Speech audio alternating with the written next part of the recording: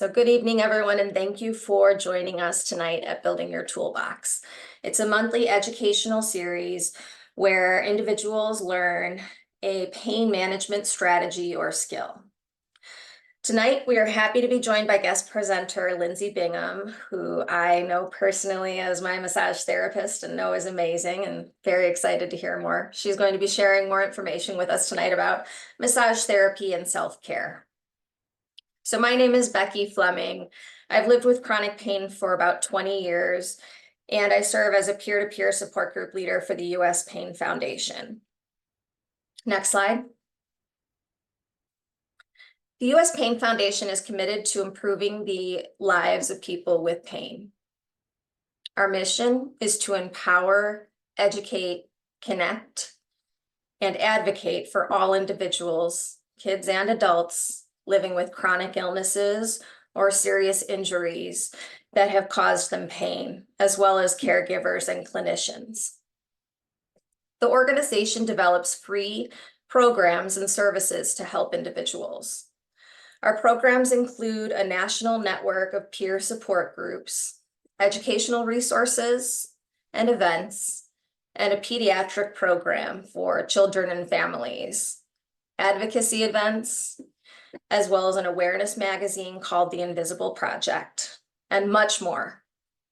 To learn more about how to get involved, feel free to visit us at uspainfoundation.org. All one word, uspainfoundation.org. Next slide, please. Tonight is all about understanding massage therapy and self-care practices. Some of the things we will learn include the different types of massage, techniques for self-care, and understanding the body's nervous system. So please know that tonight's events is educational only, and the thoughts and opinions expressed by our guest presenter are their own and do not represent the thoughts or opinions of the U.S. Pain Foundation or its affiliates. The U.S. Pain Foundation does not recommend or endorse one specific therapy, treatment, or product. The information shared is not meant to take the place of your healthcare provider. You should always consult with your practitioner about your unique health condition. If you feel that your medical conditions are adversely affected by your participation, it is your responsibility to discontinue participation and to immediately consult with your healthcare provider. Next slide.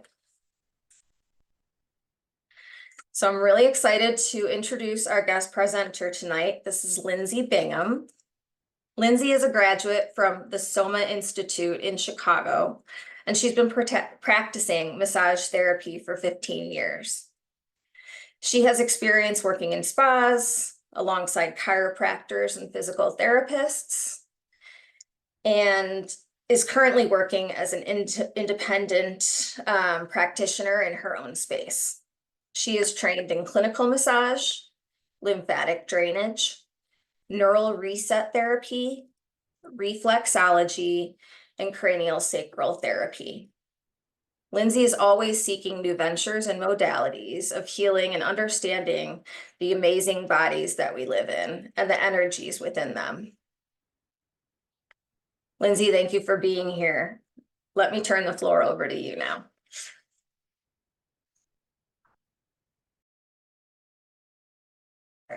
If you could unmute. There you go. There you go. Okay, you can hear me. Thank you so much for having me. I've been really looking forward to this. As you explained too, I have been doing this for 15 years. I absolutely love what I do. And I'm very lucky to say that too. I'm very amazed by the body and all the systems within it. So I'm very passionate about what I do. I thought I'd start today off by explaining the different types of massages. A lot of times when people are going to book a massage, they may not know what they're looking at when they see Swedish massage on the menu, or what the differences are between them. I think it's pretty important to know what might be best suited for you when you're going in to talk to your massage therapist. Also, when finding a massage therapist, I always like to remind people that it's kind of like shopping for a therapist of any type, where you might have to shop around a little bit to find the right fit for you. Don't get discouraged if you go to see somebody and it's not a right fit. It's okay to try different people too. So the first type I'm going to go over is called Swedish massage. That is a lighter pressure massage using effleurage, which is light sweeping motions. It's good for relaxation, unwinding, and it helps improve circulation. And with that improvement of circulation too, it's also good for filtering out toxins in the body and everything. But Swedish is good for people who are looking for a nice relaxation. Number 2 is deep tissue. That's what I specialize in. That's heavier pressure. Trigger point therapy is often used, which is holding the pressure into the muscle to help it release. And it's specifically for helping work out problems such as postural, or if you're dealing with any chronic pain, it can help you move through it. But it can be a little uncomfortable. I usually tell people to breathe through things. So it can be, the name of my business is good hurt. So it's a good hurt that you're looking for, technically. The third type is lymph drainage. So lymphatic drainage is light as a feather. Your lymph system is actually located directly under your skin. So the pressure for lymph drainage is very light. They say about the weight of a nickel. It's very slow movements using pumping to help promote the lymph system to help filter out toxins. It's also good for clearing edema and helping with swelling issues. Number 4 is Thai massage. Thai massage is good for deep stretching. It's done on the ground. Usually there's a nice pillow or padding of some type to make sure that you're comfortable. They may use certain things to help bolster you and position you in deep stretches. And there's a lot of breathing involved with that. Number 5 is reflexology, which is pressure points on the hands and feet to help address in the body. The idea is that our body is actually mapped out on our hands and feet and mirrors our whole body, so you can actually address any part of the body through your hands and feet. When people ask me, is it the real deal? Does it actually work? I tell people fads die out. Reflexology has been here for a very long time. There's definitely many different types of massages. So if you see different ones, feel free to look into them. I always tell people also, if there's something specifically you want to address, there probably is a type of massage for that too. So you can feel free to look into it, and there's probably good practitioners around you that you can find. Another thing that's not considered massage, but often is found with massage, and I love to use it too, is energy work and Reiki. I'm not specifically trained in Reiki, but I do like to bring energy work into my field just because I think it goes hand in hand with everything I do. Next slide, please. So some techniques for self-care. Stretching, listen to your body. I always tell people too, it's important to relax into the stretch rather than push into it. It's really about breathing and allowing your body to relax into it. Discontinue if there's any pain. I thought this might be a good opportunity to try stretching our trap muscles together. So if everybody could just get nice and comfortable, find a nice comfortable position. And the first thing you want to do is check your own posture. So maybe tilting the chin back so the ears are over the shoulders. You want to make sure that ears are over the shoulders, because if your head's forward like this and you do the stretch, totally different muscles that you're getting instead of actually that trap muscle. So pulling that chin back a little bit, ears over the shoulder. And then you're going to take one hand and bring it around, and then lightly bring the ear down towards the shoulder. As doing this, try not to tilt forward, just keeping yourself nice and stacked and giving yourself a light pull. Taking a couple deep breaths, as long as there's no pain in this.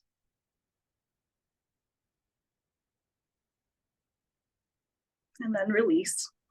And then to the other side, because you want to make sure that you're nice and balanced. So bring that arm up and over,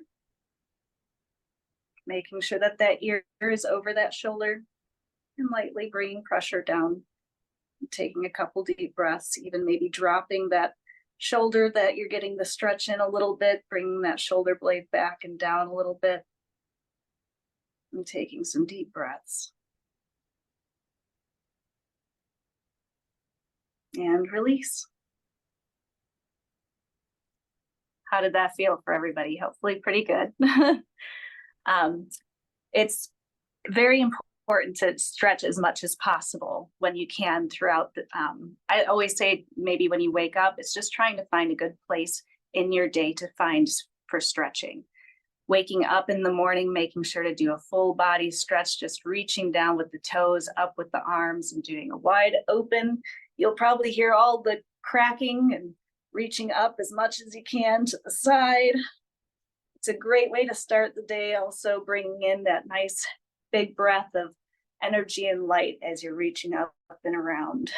And on the exhale, letting go of any tension. It's also good to promote motion, obviously, before you go to sleep too, doing some nice stretches before you're laying in a whatever position you might find comfortable in sleep. Some of us sleep pretty wonky, but just stretching before bed is always good too. Heat and ice. I wanted to go over this because a lot of people are confused about when to use what. So heat is good for increasing circulation. It's really good to use if you have chronically tight muscles, like your shoulders. People a lot of times hold that tension in their shoulders, and that's every day. So those muscles could use some circulation to bring into them to help relax. And heat is very good, obviously, to promote that parasympathetic nervous system, which I'll be going over shortly as well. Do not use heat if there is swelling already. Although people feel that it feels good at the moment, it can actually promote more swelling. So in about 20 minutes is when you feel the pain, and actually it can actually hurt it a little bit more in the long run. So ice is good for sudden onset pain. Like say you lifted something and you feel that pain. Ice is good to put on stuff like that. Usually inflammation is followed by that quick onset. It's good to decrease the circulation. So obviously if there's that swelling, it'll help flush that out. You only want to use ice for about 15 minutes at a time, just to make sure you're not damaging the tissues as well. You can also alternate between the two if you wanted to create a pumping kind of flush for the blood and for the circulation in there. So if you have swelling that you're looking to get rid of, doing 3 minutes heat to 1 minute ice, and doing maybe rounds of 3 of that can actually help push that swelling out. And you always want to finish on ice with that. Lymphatic drainage. The most important thing for that is actually movement. How our lymph moves in our body naturally is through the contraction of muscles. That's why walking is so good for your lymph system, for your overall well-being. If walking isn't part of, or, available to you, or say you're dealing with swelling in any limbs or anything like that, what you can do is actually raise the limb above heart level. And then you want to do pumping of the muscles. So you can do pumping of the hand, of the arm, and you're kind of sweeping down. There's lymph nodes throughout the body. The main one being up here, and then you have some in the armpit. You have them throughout the whole body. If it's the lower limb that you have edema in, you can raise your legs up on something, so you're laying back and your feet are above heart level, and you can pump your ankles and your feet, do some circles to help promote that lymph to help drain back towards the heart space, and it helps filter everything out. So those are just some easy things to do for yourself for lymph drainage at home. For reflexology, I'll get a little bit deeper into that when we have the chart that comes up a little bit later, but there's pressure points throughout the hands and feet that mirror the body, as I said earlier. And it's actually a pretty cool thing to be able to do for yourself. Deep breathing. There's a lot of YouTube videos that you can look up. I would say also there's different types of breathing exercises on YouTube. So there's some that are really vigorous and to bring in energy. The deep breathing that I use, obviously, in my practice is more the deep breathing to help promote the parasympathetic nervous system, which is more slow, intentional breathing into the diaphragm. And I'll go over that a little bit more about that a little bit later too. But it helps promote that parasympathetic nervous system and brings oxygen to the tissues. Meditation is probably one of the hardest homeworks that I give to my clients. A lot of people usually come back and say, I tried it and it didn't work for me, but meditation is strengthening in what most of us is a very weak muscle. It's the mind, it's focus. There's a lot of things in life nowadays that distracts us from being in the moment because we have so much to take care of and we're always on the move. I'll go a little bit more into that later too. Postural awareness. Awareness is what I tell people is the first step in creating change when it comes to the body. So postural awareness throughout the day, it's checking in on yourself, bringing yourself back to physical body and saying, taking that deep breath, letting the shoulders drop, letting your jaw relax, and checking back in with your body to see where things might hurt, readjusting how you're holding yourself, tightening that core to help bring stability to the low back area, things like that. And I'm also going to go over some ways to help posturally check yourself. Last but not least, hydrating. Water is so important for our body, and I will be going more into this as well. I can definitely tell the difference between somebody who is drinking enough water on the table versus somebody who is not drinking enough water on the table. Their tissues do not move as easily. They are more resistant to change, whereas somebody who's hydrated, their muscles respond a lot better to the pressure being put onto them. And I think that they have better results at the end. Next slide, please. These are some common tools that are used for massage at home. The massage gun, I get a lot of questions about, do I think it's good? I think it helps create circulation. I think it does feel good for a lot of people. It does help bring relaxation to an area. You always want to be careful, make sure to use it on the meaty part of the muscle, obviously, and you don't want to overdo it because it can promote swelling.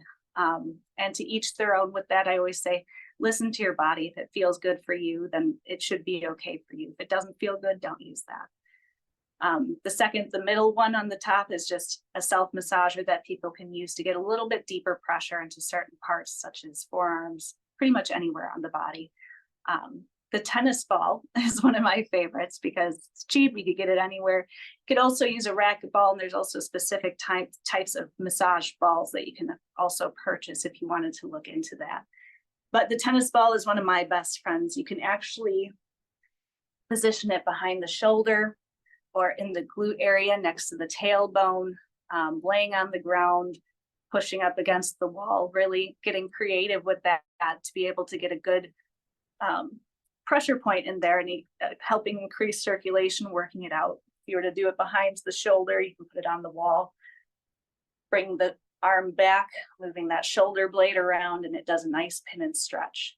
If you were to do it for the low back and the glute, you can always sit on a harder like wooden chair, putting it right in that spot that might be creating a little bit of pain for you. And then you take your knee and open and shut it and straighten the leg and bend it. Also in the hamstring, that's pretty good on a wooden chair as well. The foam roller on the bottom left is a popular one for a lot of people. It can be pretty relentless in some spots, such as the IT band, which is the side of the leg. A lot of people have problems with that. Or for the spine, just to help open it up and rolling out through things. This one's one you want to make sure that you're able to get up off of the floor with, obviously. And it's a little intense too, so just being aware of that. The one in the middle is commonly used for like quads, people who have hypertonic quads. It's good for just rolling out. That middle portion is kind of like a roller, like a dough roller. It helps increase circulation, and it's just a really good tool to kind of get deeper into the muscles. And that last one is a cane, a massage cane. That is great for hooking into your back and being able to pull. All those little nodules are specific for different parts of the body to kind of get certain pressure points. I know a lot of people enjoy using that. So next slide, please. All right, so here's the reflexology. How to stimulate the nerves that are going to that part of the body when you're doing reflexology is called thumb inching. So you'd be taking your thumb, and as you're going, it's almost like a caterpillar where you're kind of inching it up. And what that does is kind of circulate or stimulate that nerve that's going through. So you can practice that on yourself. And like right here would be where the spine is, which I'll go over in just a second. So using both hands to do that can be difficult because obviously we have one dominant hand and one non, but the more you practice, the easier it does get. And it's also easier to do it on your feet. A lot of people believe that the feet are more reactive to the reflexology rather than treating through the hand. But I personally think they both benefit very well. That picture on the left with the drawings, I really enjoy the one in the middle from the Branch Reflexology Institute because it does a good job showing exactly how the body looks mirrored onto the feet there. So you can see where the lungs are, how the head's the big toe up there. That's where the brain is, how the neck is that part of the big toe and down, and how the spine is kind of along the arch of the foot there. On the right does a very good job of places that you can kind of thumb inch to line out if you're dealing with anything there. So with the reflexology, say you want to, say you're having some low back issues.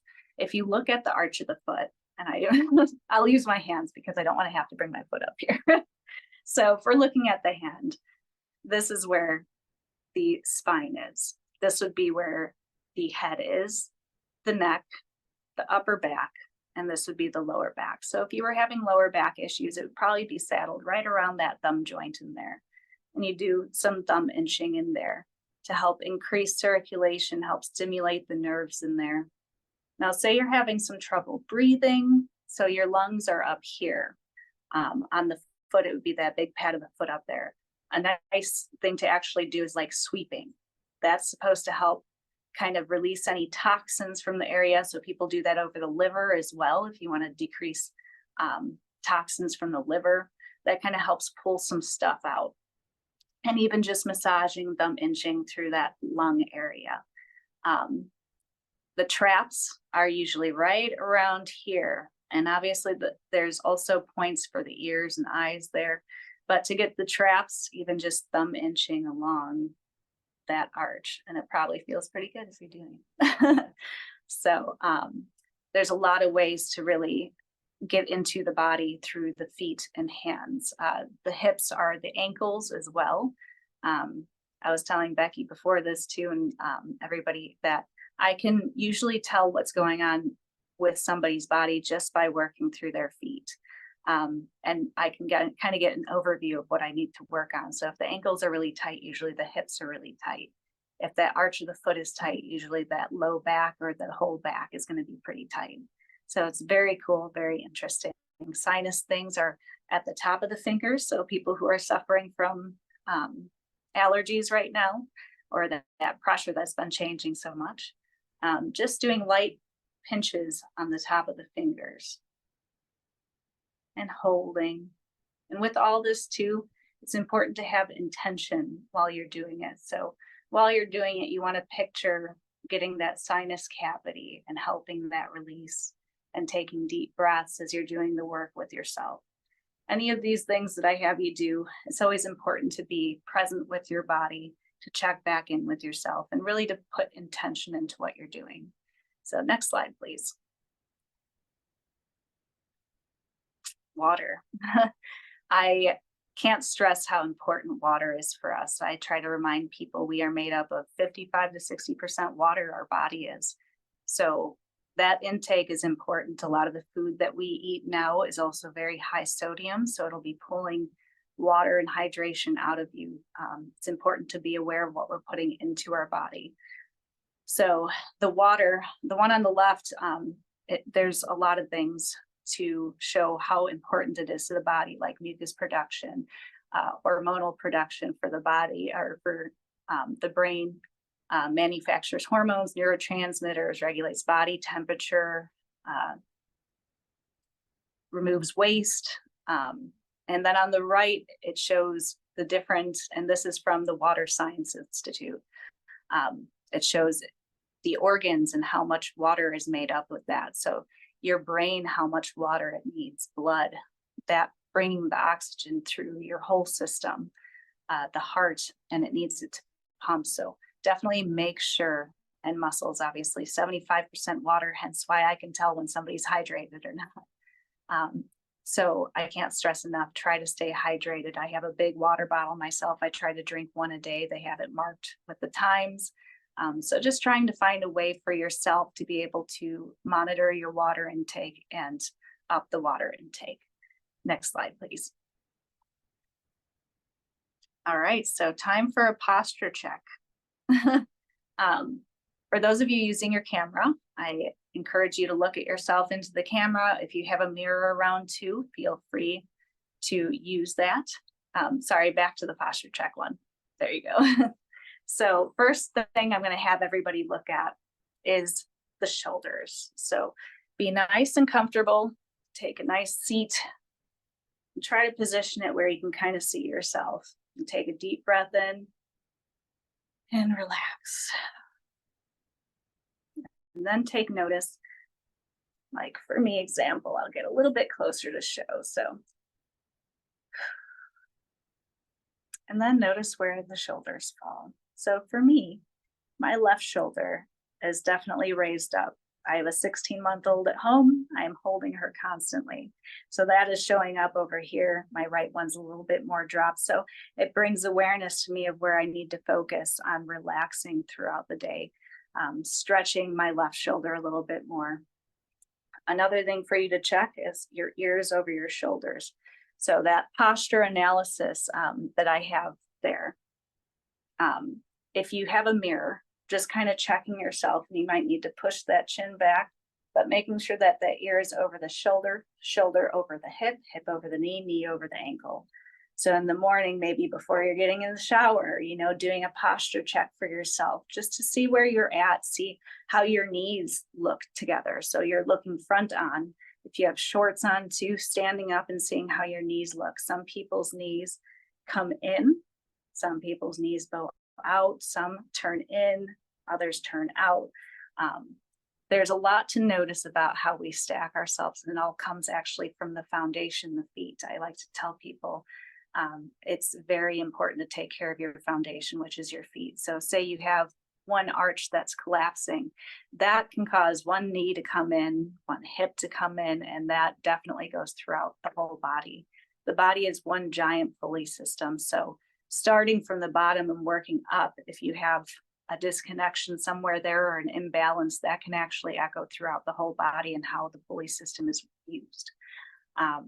It's quite often that somebody might come in saying my shoulder hurts, but it's actually pulling from the hips, which are tilted and twisted in a weird way so that the shoulders are holding themselves odd.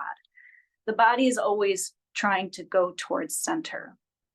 So with the curves of the spine too, say somebody has a hyperkyphosis, which is the upper back comes in too much. And you've probably seen people with that look of like this, and the head coming forward.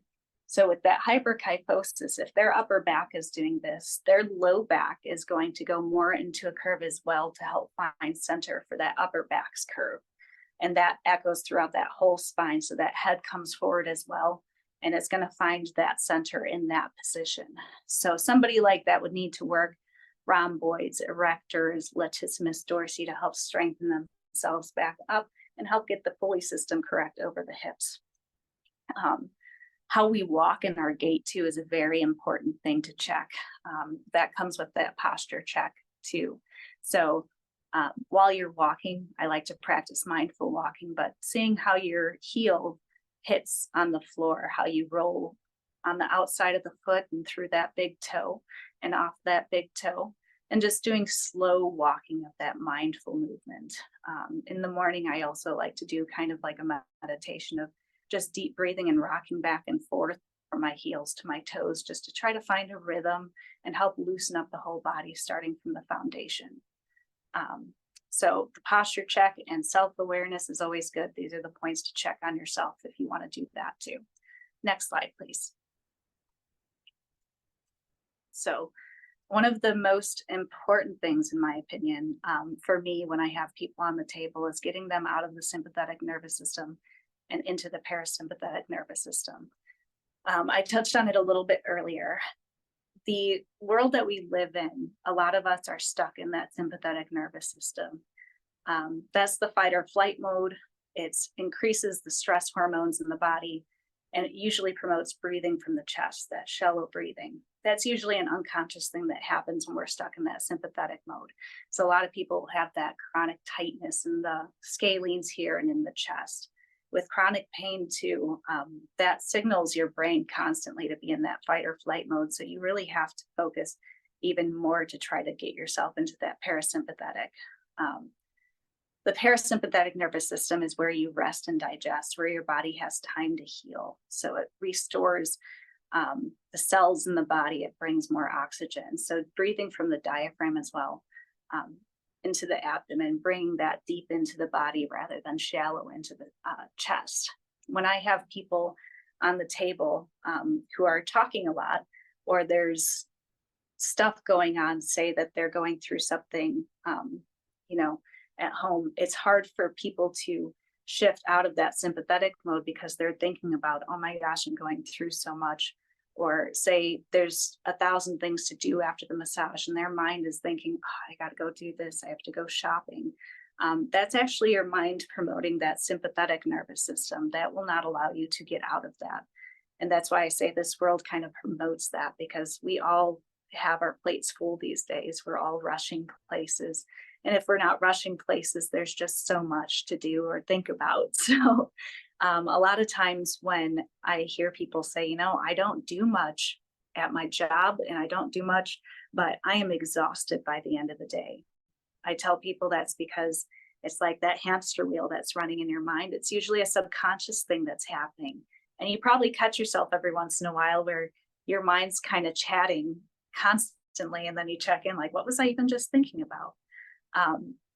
So that is that sympathetic nervous system really taking the steering wheel for your body. And when you're in that, you're actually draining all that energy, and it's very taxing on the body. So parasympathetic nervous system, it's being present, it's checking in with yourself. That's why I always say that awareness is the first step to change. It's checking to see how you're breathing, which I will do a little bit more of too. There's a difference in the breathing to help you get into that parasympathetic mode. And like I said, there's a lot of videos that can help with that on YouTube as well, if you're looking to get a little bit more into that. So next slide, please. Meditation. So meditation, it's important. Like I said, this is the toughest thing for a lot of people. These are just some recommendations to help you kind of get started in it, because I think everybody could use this nowadays. It's just a good way to press pause on ourselves. There's a lot going on, obviously, during the day. It's good to just be able to pause and give yourself quiet, because that will allow more healing as well. So setting the environment for peace, check in with your senses. So check the lighting, is it too bright? Do you want to put some candles on?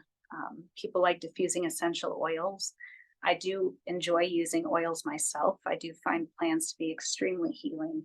There's a lot of different types to use for very different things.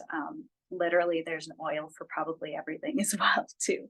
I wish I knew more about that, but I only dabble in it. So crystals are something that I also like to use. They're fun to play with for people dealing with chronic pain. This is obsidian. So it's good to have the darker crystals that help absorb that negative energy. Obsidian is good for that. Hematite, smoky quartz. This is selenite. It's good for enhancing positive vibes. And then this is an example of amethyst, although it's not so purple as most people know it. But amethyst is kind of like the lavender of crystals, where it's got so many good benefits to it as far as increasing circulation. The color of the crystals goes along with the chakras, which I won't get too much into, but the chakras are like the colors of the rainbow that start from the tailbone and go up, and the crown is at the top of the head. It's the belief that our energy through our body comes, and that is how it all processes. There's heart space, throat. And it's just another very cool thing to look deeper into. There's definitely so many avenues with that. Also making sure you're comfortable when you're getting into meditation. Make sure that you have a pillow or your body is supported. Some people enjoy being seated, crossing their legs. Some people enjoy doing it laying down. Personally, I enjoy laying down. But however it feels good to you to be present, to be able to be comfortable and allow your body to get into that parasympathetic mode. I have a picture of sage down there. So there's a bunch of different smudging woods. Sage is one of them. It's supposed to help clear negative energy. There's tons of different types. There's Palo Santo or Vasanta. So if there's one that you're like, oh, I just don't like the smell of it, there's actually a ton of different types that are for different things all across the board. It's a very cool thing to also introduce for yourself. It does, that smell can actually help us get into that parasympathetic as well. So creating the environment for your relaxation. I have a picture of that sound healing bowl there as well. Obviously, you can't do it yourself while meditating, but maybe playing something like that, dabbling in different types of meditative music, maybe ocean waves. The vibrational healing is huge for me, I do believe, because we are made up of so much water that the vibrations do create a big impact on our body. So, you know, there's different hertz that promote different things as well. It's a very cool thing also to get a little bit deeper into. I usually recommend for people to start with about 5 minutes. Just giving yourself that space to get used to it. If you're not used to it, it can, like I said, it can be very difficult to even feel, you know, like you're disappointing yourself if you keep noticing those thoughts creeping in. So the whole point is to try to just be present and not allow those thoughts to keep coming in. But when they do, you just want to let them go and bring yourself back to present. So keep working on it. And breathing is a huge part of it. So I figured for the end of this presentation, it'd be nice to bring us into a short guided meditation, if you guys are comfortable with that. So get yourself nice and comfortable. I'm going to get into a seated position here. Take a couple deep breaths and relax the shoulders. Bring awareness to your body. If you want, close your eyes just so you can kind of feel your body a little bit more. If you're seated, turning your palms up for receiving energy. If you feel like you need grounding, turning your palms down towards the ground for grounding.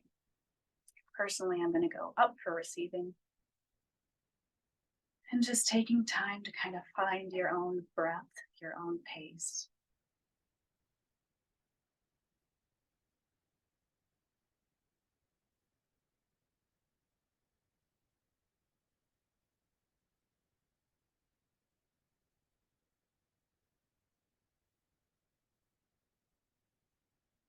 Noticing how the air comes into your nose, down your throat, into your chest, and bring it deeper into that abdomen area. If you want to check to make sure you're doing diaphragmatic breathing, what you can do is put one hand on your chest and the other one on your stomach. As you're taking a deep breath in, you want to see this hand on your stomach raise up before the one on your chest. So if your chest is coming out first, what you really want to do is focus on bringing the energy down into the belly. So you're using the diaphragm to pull the air down. Really filling it up on the exhale. Releasing the jaw, letting the air come out. And also releasing any tension you might be feeling in the jaw, the neck, shoulders. Take a couple deep breaths, just finding that awareness, how your body's feeling. Breathing that air into that diaphragmatic space too.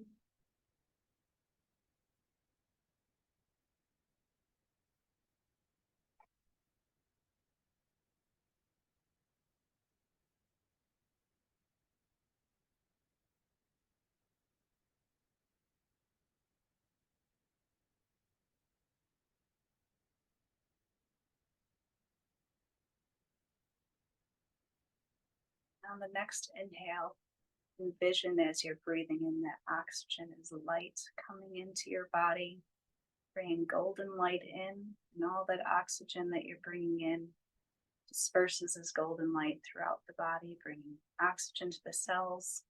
Bring it into your heart and down your arms, out of your fingertips. On the next breath in, bring it deeper into the abdomen, filling with that golden light. On the exhales, remembering to relax, dropping the shoulders, feeling the shoulder blades drop down the back as well. Deep breath in. Next one, bring it down, deep down into the legs, down your legs through your toes, bring that oxygen and golden light in.